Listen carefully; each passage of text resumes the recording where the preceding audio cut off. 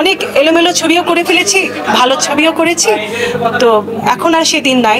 আমি চম্পা একদিনে তৈরি হয়নি, তিলে তিলে অনেক বড় বড় মাপের ও ডিরেক্টরদের সাথে কাজ করে নিজেকে তৈরি করেছি।